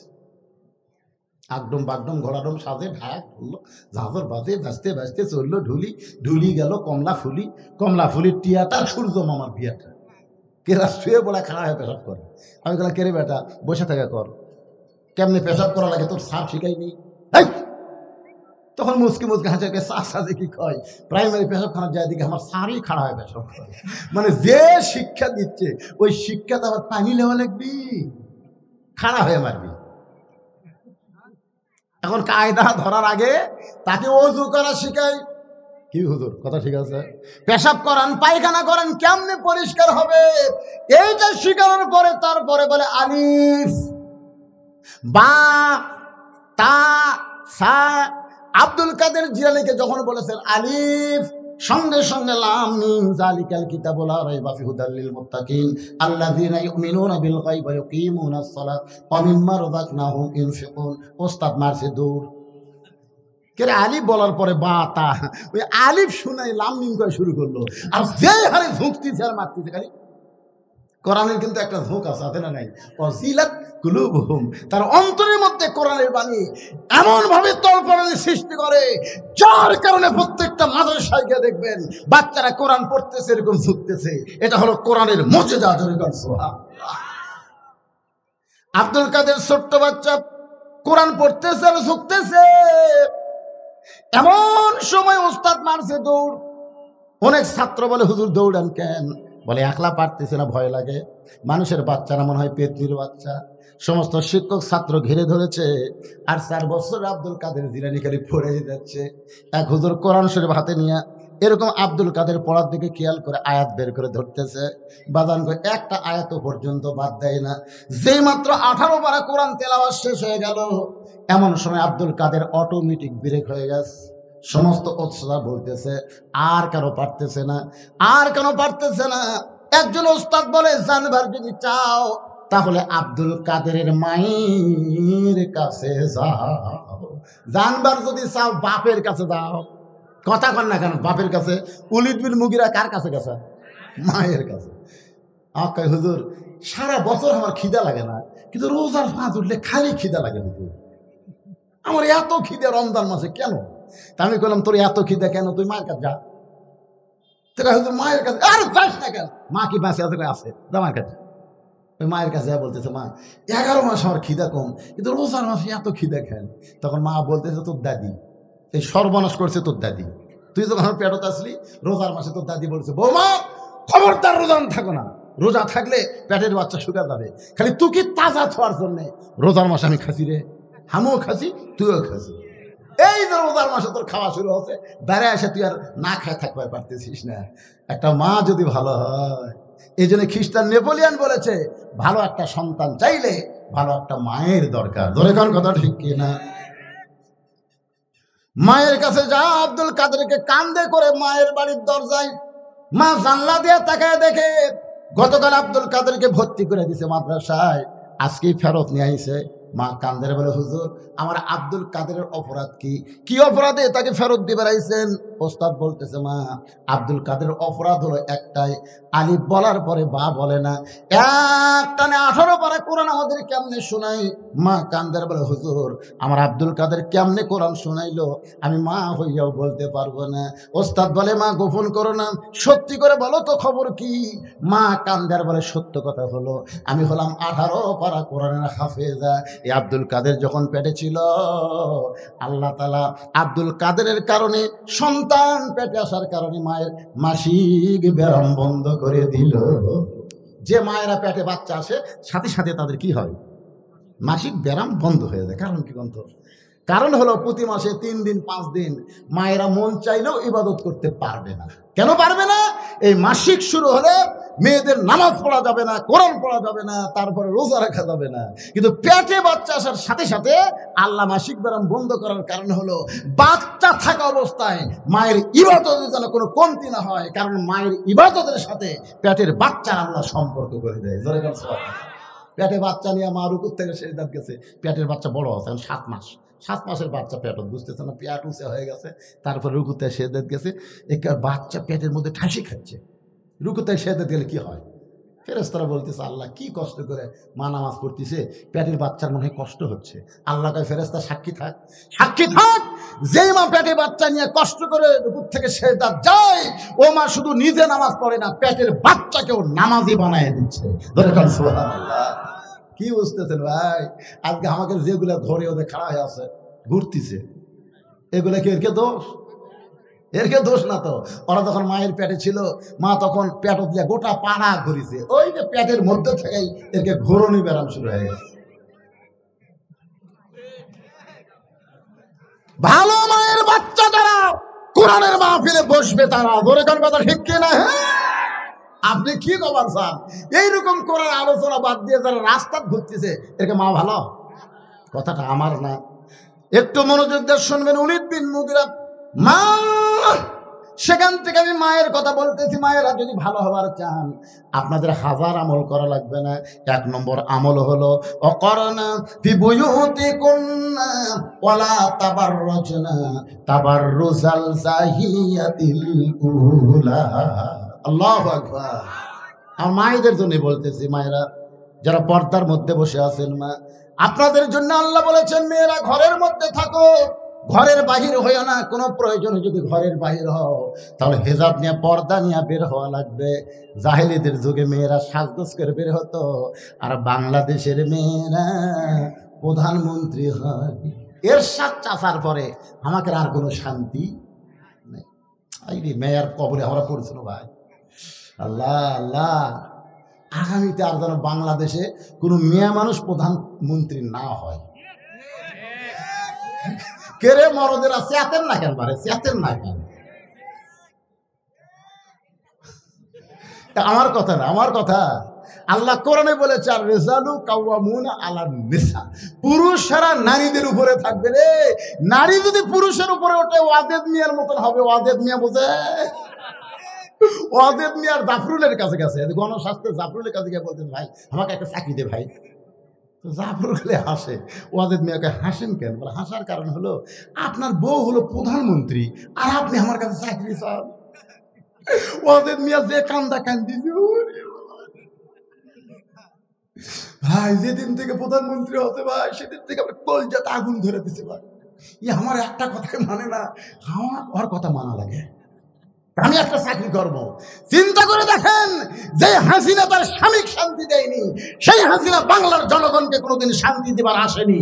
ধরে কোন কথা ঠিক কিনা? ওই বাংলা আইছে বাংলার মানুষদেরকে হত্যা করতে, প্রতিশোধ নেওয়ার জন্য। ধরে কোন কথা ঠিক কিনা? তাছাড়া কেমনে বলে আমার বাপের দেশ, আমার দেশ, বাপের দেশ, আমার দেশ? প্রধান সেনাপতি কি বলেছে? আমাদেরকে গুলি করার অর্ডার দিচ্ছে, গুলি করার। এই 2000 খালি প্রধান সেনাপতি যদি গুলি করত, লক্ষ লক্ষ বাংলাদেশের ছেলেরা ছাত্র জনতা মারা যেত। তোর এখন ঠিক কিনা? কিন্তু গুলি কেন করেনি? ওই স্বরাষ্ট্রমন্ত্রীর কাছে পুলিশের আইজি বলতেছে, স্যার স্যার আপনারা খালি কোন যে গুলি করেন, আমরা তো করতেছি কিন্তু কাম তো হচ্ছে না। তো স্বরাষ্ট্রমন্ত্রী কয় কি হয়েছে? দেখেন দেখেন, এই যে গুলি করতেছি, এটি ফাঁকা হতেই ওই পড়া যায় আর এখন খাড়া হয়। গুলিতে মানুষ ভয় করে না। এরা আসলে কি? এরা হচ্ছে তয়রান আবাবিল। কারণ আবু সাইদ মরার সময় কয়ে গেছে, ভাই আমার যখন রক্ত পড়তেছে আমি তখন জান্নাতের 8টা দরজা দেখতে পাই। মুগ্ধ বলতেছে, আমি যখন শেষ নিঃশ্বাস ত্যাগ করি রাসূল আমার কাছে হাউজে কাউসারের পানি নিয়ে এসেছিল। ইয়ামিন বলতেছে, ওরা গাড়ি থেকে আমাকে লাথি দিয়ে ফেলে দিয়েছে, আমি জান্নাতের মধ্যে চলে গেছি। ছাত্র জনতা বুঝতে পেরেছে, হাসিনার বিরুদ্ধে আন্দোলন না করলে বাংলাদেশের মানুষ শান্তিতে থাকবে না। হকের পক্ষে থাকতে গেলে দরকার হলো জীবন দেওয়া লাগবে। ধরে কোন কথা ঠিক কিনা?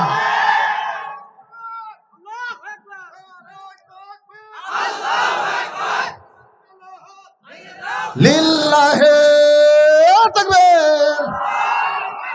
একটু মনোযোগ দিয়ে শোনেন, বিষয়টা হচ্ছে ফাযকুরুনি আযকুরুকুম ওয়াশকুরুনি ওয়ালা তাকফুরুন। আল্লাহু আকবার। একটু মনোযোগ দিয়ে শুনবেন। আব্দুল কাদেরের মা বলতেছে, আমার সন্তান যখন দুনিয়াতে ভূমিষ্ঠ হলো, ভূমিষ্ঠ হওয়ার পরে আমার সন্তানকে যখন স্তনের দুগ্ধ পান করাতাম, তখন আমি আল্লাহর কোরআন তেলাওয়াত করতাম। আমার সন্তান যখন কান্নাকাটি করত, আমি তখন মনোযোগ দিয়ে শোনা রাখবে। আব্দুল কাদেরের মা বলতেছে, আমার সন্তান যখন কান্নাকাটি করত, আমি তখন বাবু তো করে কান্না থামাইনি, আমি আল্লাহর কোরআন তেলাওয়াত করেছি। কোরআন তেলাওয়াত শুনতে শুনতে আব্দুল কাদেরের কান্না থেমে যেত। আব্দুল কাদের রাত্রেবেলা যখন আমার কাছে বিছনায় ঘুমাইতো, আমি এক পারা কোরআন না শুনাইলে আমার আব্দুল কাদের কোনোদিন ঘুমাইতো না। আমি তাকায় দেখতাম আমার আব্দুল কাদের চেতন আছে, আমি কোরআন পড়তেছি। আমার আব্দুল কাদের যে এক পারা হয়ে গেছে, আমি তাকায় দেখি চোখ বন্ধ করে ঘুমায় গেছে। আমার মনে হয় আমার পেট থেকে দুনিয়াতে আসার পরে এই 4 বছরে আমি 18 পারা কোরআন বহুবার তেলাওয়াত করেছি। আমার তেলাওয়াত শুনতে শুনতে আব্দুল কাদের হয়তো 18 পারা কোরআন হেফজ করেছে। সমস্ত শিক্ষক ছাত্র কান্দের বলে, মা যদি ভালো হয় পেটের বাচ্চা আল্লাহর ওলি হয়ে যায়। মা উতুল্লিম বাদা যালিকা জানিম। মাগো এইটা বলার পিছনে কারণ কি? মা বলতেছে, রে উলিদ শোন, আমি যখন যুবতী ছিলাম তখন তোর বাবা আমাকে বাড়িতে থিয়া ব্যবসার কাজে বাইরে গেল, ব্যবসার কাজে চলে গেল। আমি যুবতী বউ ঘরে আছি, ব্যবসার লোভে পড়ে তোর বাবা আমার কথা ভুলে গেছে। বছরের পর বছর ব্যবসা করতেছে, কিন্তু বাড়িতে যে যুবতী বউ আছে এইটা খেয়াল নাই। এই জন্য আল্লাহ তাআলা কোরআনে বলেছেন, হুন্না লিবাসুল লাকুম ওয়া আনতুম লিবাসুল লাহুন্না। কি বুঝলেন? সবচাইতে বড় জিকির স্বামীকের জন্য। বউ হলো তোমার পোশাক, আবার স্বামী হলো বইয়ের পোশাক। এই শীতের দিনে কি বুঝতেছেন? আমি ছোটবেলাতে একটা গান শুনছিলাম, আপনারা শুনছেন কিনা? কেশবী ভাই শুনছেন? গানটা হলো, জামা তোর জামাইয়ের বাহানি আমি যাব না, তোমার জামাই চাকরি করে মহিমাগঞ্জ সুগার মিলে, মাসে মাসে পত্র পাঠায় ঘরে আসে না। জামা মানে মাও বলতেছে, জামা তোর জামাইয়ের বাহারি আমি যাব না। কি বুঝতেছেন? যুবতী বউকে বাড়িতে রাইখা যুবক স্বামী যখন বাহিরে যায়, আল্লাহ কোরআনে বলেছেন, হুন্না লিবাসুল লাকুম ওয়া আনতুম লিবাসুল লাহুন্না। স্বামী হলো বিবির পোশাক, বিবি হলো স্বামীর পোশাক। নবী আমার ঘরের মধ্যে বসে আছে, এমন সময় উম্মাহাতুল মুমিনিন আয়েশা ঘরের মধ্যে ঢুকছে। নবী আস্তে করে দাঁড়িয়ে গেলেন, আয়েশার সম্মানে না, আয়েশার মহব্বতে। জোরে বলেন সুবহানাল্লাহ। একটা হলো মহব্বত, একটা হলো সম্মান। আল্লাহ নবী আস্তে করে দাঁড়িয়ে গেলেন, 2 কদম হেঁটে নবী নিজেই দরজা বন্ধ করে দিলেন। নবী শুধু দরজা বন্ধ করলেন না, নবী ঘরের জানলাও বন্ধ করে দিলেন। মা আয়েশা থর থর করে কাঁপতেছে। আল্লাহ রাসূল বলে, আয়েশা কাঁপো কেন? বলে, আপনার জুতার পরশে আল্লাহর আরশ ধন্য হয়ে গেছে। হুজুর, যদি কোনো বেয়াদবি হয়, আল্লাহ নবী বলে, আয়েশা, একজন নবীর জুতার পরশে আল্লাহর আরশ ধন্য হয়ে গেছে, একজন নবীর জুতার পরশে। আয়েশা বলে, হুজুর আপনি তো সেই নবী। আল্লাহ নবী বলতেছেন, আমি সেই নবী ছিলাম যতক্ষণ দরজা খোলা ছিল, কিন্তু দরজা যেই বন্ধ হয়ে গেছে আয়েশা, আমি আর নবী নাই রে, আমি হলাম স্বামী আর তুমি আমার বিবি। আয়েশা দৌড়ে এসে নবীর বুকে মাথা রেখে বলতেছে, আল্লাহ আল্লাহ, আমার নবী শুধু বিশ্ব নবী নয়, আমার নবী হলেন পৃথিবীর 1 নম্বর স্বামী। যেই বলছে 1 নম্বর স্বামী, নবী তখন আস্তে করে আয়েশাকে এই বাম হাতে বুকের মধ্যে নিয়ে ডান হাতে একটা ঠাসি মারছে। এটা কিসের ঠাসি? মহব্বতের ঠাসি। আপনি আপনার বউকে বুকের মধ্যে নিয়ে একটা ঠাসি মারবেন, নবীর সুন্নত আদায় হবে। একটা সুন্নত আদায় করলে 100 গলা কাটা শহীদের সওয়াব। এটা কোন সুন্নত? টুপি মাথার দেওয়া, পাগড়ি পরা, এটা হলো বুকের মধ্যে নিয়ে ঠাসি দেওয়া সুন্নত। কথা কয় না, এই সুন্নত সমাজে চালু আছে। কথা কন না কেন? যেই সুন্নত সমাজে চালু নাই, এই সুন্নত যদি আপনি চালু করেন, তাহলে 100 গলা কাটা শহীদের সওয়াব পাবেন। টুপি তো চালু আছে, দাড়ি চালু আছে, এগুলো তো সস্তা সুন্নত। সবচাইতে বড় সুন্নত হলো বাতিলের বিরুদ্ধে লড়াই করে মুখের দাম ভেঙে ফেলা দেওয়া। কথা, এই দাঁত ভাঙ্গা হলো 100 গলা কাটা শহীদের সওয়াব। এই খাওয়ার পরে মিষ্টি খাওয়া, মনে করছে মিষ্টি খাওয়া 100 শহীদের গলা কাটা না। যে সুন্নত সমাজে চালু নাই, এই সুন্নত চালু করলে 100 গলা কাটা শহীদের সওয়াব আল্লাহ দান করবে। ধরে করেন সুবহানাল্লাহ। আল্লাহর বান্দার একটু মনোযোগ দেন। আল্লাহ তাআলা ডাক দিয়ে বলেন, জিবরাইল, লহে মাহফুজ থেকে কোরআনের আয়াত নিয়ে নবীর কাছে যাও, নবীরে জানায় দাও, হুন্না লিবাসুল লাকুম ওয়া আনতুম লিবাসুল লাহুন্না। ওলীদ বিন মুগীরার মা বলতেছে, তোমার বাবা মাসের পর মাস, বছরের পর বছর যখন বাহিরে, তখন আমার মনের মধ্যে একটা ব্যারাম ঢুকলো, একা একা কেন ভালো লাগে না, কোনো কাজে মন যেন বসে না, আমার কি হতে কি হয়ে গেল, আমি নিজেও তো কিছু বুঝি না।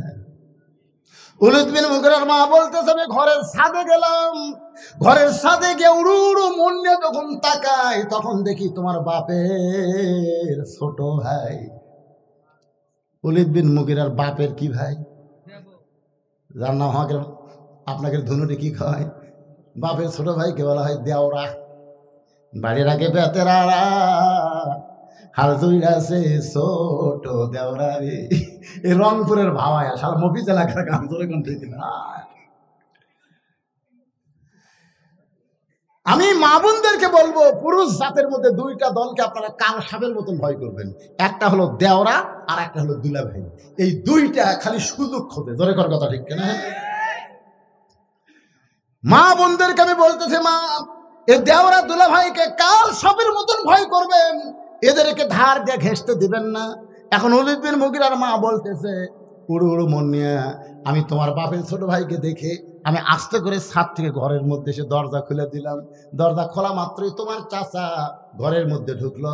আর ঘরের মধ্যে যখন ঢুকলো আমি তখন এমন কিছু বাহানা করলাম, মেয়ে মানুষ কিন্তু কিছুই করা লাগবে না, খালি অন্যা বাঁধে বাঁধে ফেলা দিবি আর গাবি, ফেলা দিবি আর গাবি। তখনই ছেলেরা বুঝতে পারবি ই আমার মিস কল মারতেছে, তোর কথা কর না, এ কথা কর না।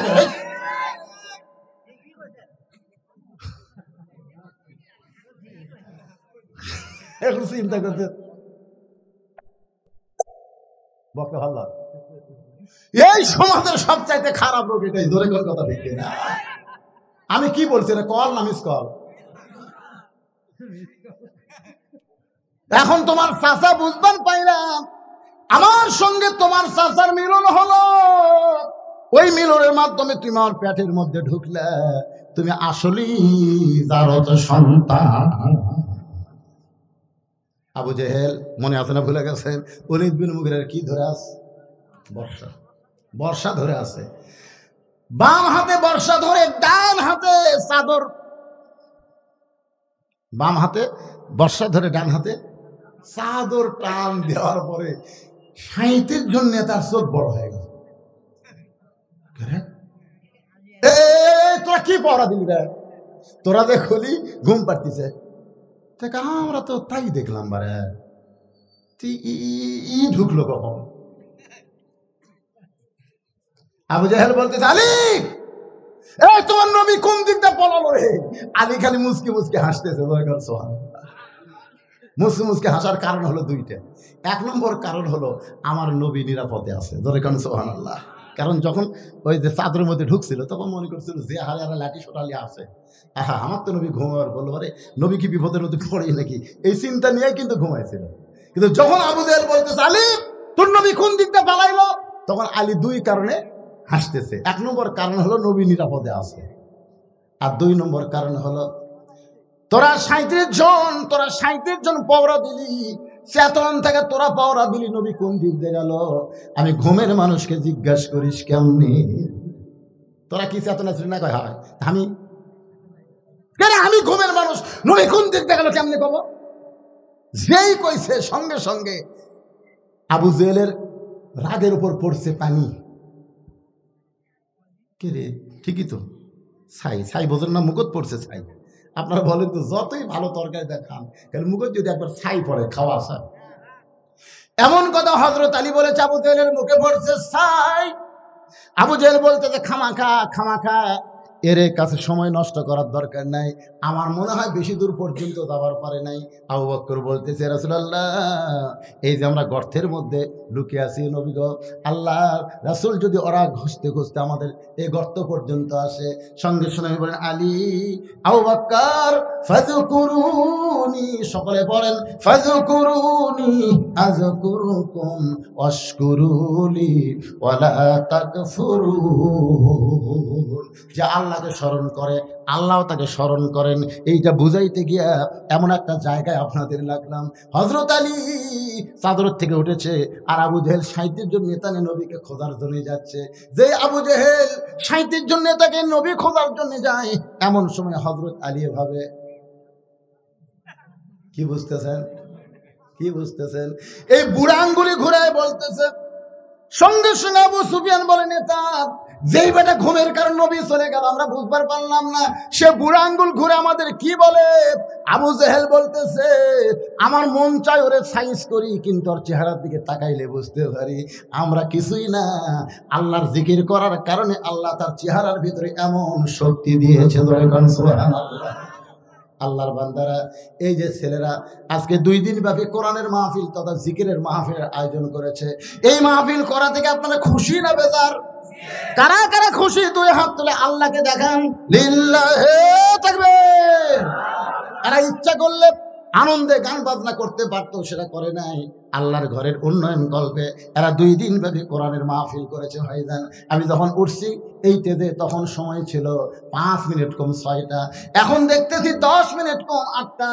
দীর্ঘ প্রায় 1.25 ঘন্টার বেশি, 1 ঘন্টা 50 মিনিট আলোচনা করার পরে আমি একটা আপনাদের কাছে গামছা দিয়ে পাঠাবো, ব্যাগ দিয়ে পাঠাবো। সকলে মন থেকে খুশি হয়ে যে যা পারবেন আল্লাহর রাস্তায় একটু দান করবেন। যদি আপনি দান না করে চলে যান দিতে পারেন, কোনো সমস্যা নাই, কিন্তু আগামীকাল আপনি যে মহান বিপদের মধ্যে পড়বেন সেটা কিন্তু বুঝবার পারতেছেন না। আর সদকা তো তারুদ্দুল বালা, দান সদকা করলে বালা মুসিবত আল্লাহ দূর করে দেয়। এই কোরআনকে সর্বোত্তম জিকির হিসাবে কোরআনের মাহফিলে সহযোগিতা না করলে এই মাহফিল তো বন্ধ হওয়ার উপক্রম ভাই। এই জন্য সবাইকে আমি বলবো, ছেলেরা কোথায়, এই ছেলেরা কোথায় রে, হ্যাঁ ব্যাগ না ঢোকো ঢোকো ঢোকো, এই 10,000 থেকে আগে শুরু করো, যারা খাওয়া হয়ে আছে 10, 20, 50, 100 যে যা পারবেন আল্লাহর রাস্তায় দান করবেন। আপনি কিঞ্চিত হলেও দিবেন, কিন্তু বঞ্চিত করবেন না, বঞ্চিত করা যাবে না, বুঝলেন? আপনি যা পারবেন মাশাআল্লাহ আল্লাহর রাস্তায় দিয়ে দিবেন। একজন উঠবেন না, আপনি আল্লাহর রাস্তায় দিয়ে দিবেন। আর কেউ যদি মনে করে হুজুর আমি 500 দিব, 1000 দিব, 2000 দিব, তাহলে আপনার টেজে এসে দিতে পারেন, কিন্তু 10, 20, 50, 100 টাকা কষ্ট করে ওঠার দরকার নেই। ও ব্যাগ লে যাচ্ছে, ব্যাগের মধ্যে দিয়ে দেন। এই ছেলেরা পেছন দিক থেকে নামো, দরজার থেকে শুরু করো। কয়জন ছেলে দেরি করো কেন বাজান, তাড়াতাড়ি নামবা, চারিদিক থেকে নামো ইনশাল্লাহ। আমার মায়েদের মধ্যে আদায় হবে, মায়েদের মধ্যে মেয়েরা আদায় করবে অবশ্যই। মাহফিলের পক্ষ থেকে মেয়েদেরকে আদায় করার দায়িত্ব দেওয়া হয়েছে মাশাআল্লাহ। আগামী 9 তারিখে অসমাপ্ত আলোচনা আপনাদের সামনে সমাপ্ত হবে যদি আল্লাহ আমাকে হায়াত রাখে। এ ওয়াজ কিন্তু মাগরিব থেকে না, 40 পাড়ার ওয়াজ। গত বছর আমি কি জন্য আসতে পারি না, আমার মা মারা গেছিল। কি গেছিল? মা দুনিয়া থেকে বিদায় নেওয়ার কারণে আমি গত বছর মাহফিল আসতে পারি নাই। তো এখন ব্যাপারটা হলো আগামী 9 ডিসেম্বর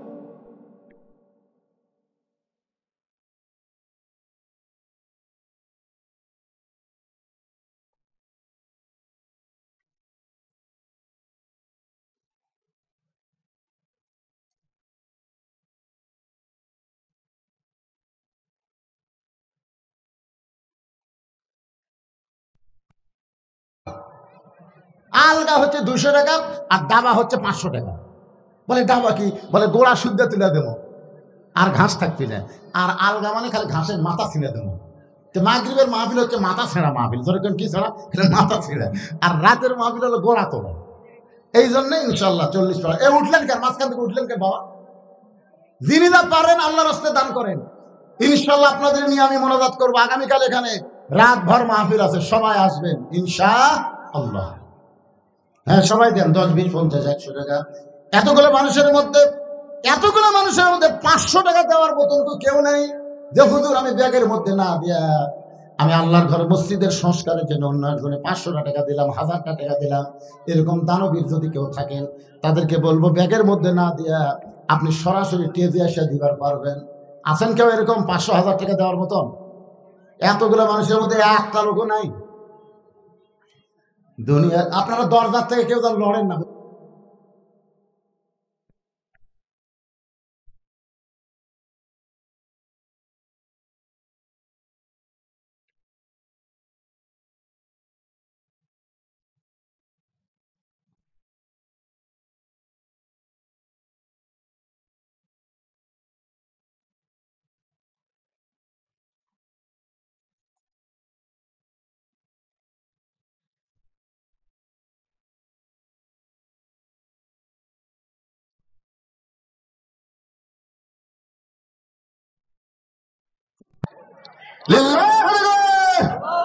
আজকের মাহফিলের সম্মানিত সভাপতি টগর সাহেব 5,000 টাকা দেবে, বলেন মারহাবা। সভাপতি তো আরো আছে, সহসভাপতি। হ্যাঁ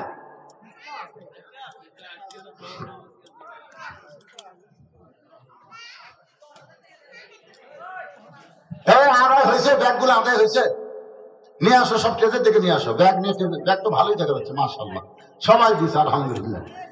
একটু জিকির করে লা ইলাহা ইল্লাল্লাহ, লা ইলাহা ইল্লাল্লাহ, লা ইলাহা ইল্লাল্লাহ মুহাম্মাদুর রাসূলুল্লাহ। সকলে বলি সাল্লাল্লাহু আলাইহি। বসেন, সবাই বসেন, এখনই দোয়া হচ্ছে। আপনি কিছু বলবেন? আপনাদের মধ্যে কেউ কিছু বলার আছে? বড় বিলা কয় তারিখে দেন, বিজ্ঞাপন নাই দেন।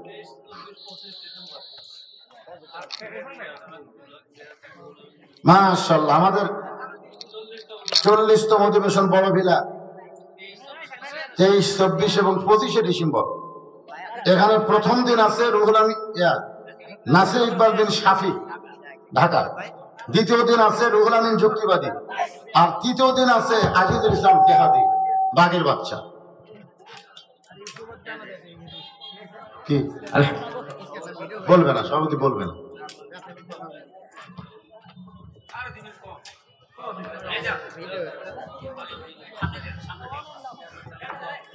না না, সভাপতি সাহেব তো আমরা শুধু জানিনি, বলে দেওয়ার দরকার নেই, তিনি তার সমাপ্তি ভাষণ দেবেন। আউযুবিল্লাহি মিনাশ শাইতানির রাজিম, বিসমিল্লাহির রহমানির রহিম। 2 দিন ব্যাপী তাফসীরুল কোরআন মাহফিল আজকের এই প্রথম দিনে সম্মানিত উপস্থিতি, বিভিন্ন গ্রাম থেকে ছোট ভাই, বড় ভাই, সমবয়স্ক বন্ধুবর এবং পিতৃ সমতুল্য মুরব্বিয়ান, পর্দার আড়ালে মা ও বোনেরা, সবার প্রতি রইল সালাম, আসসালামু আলাইকুম। সম্মানিত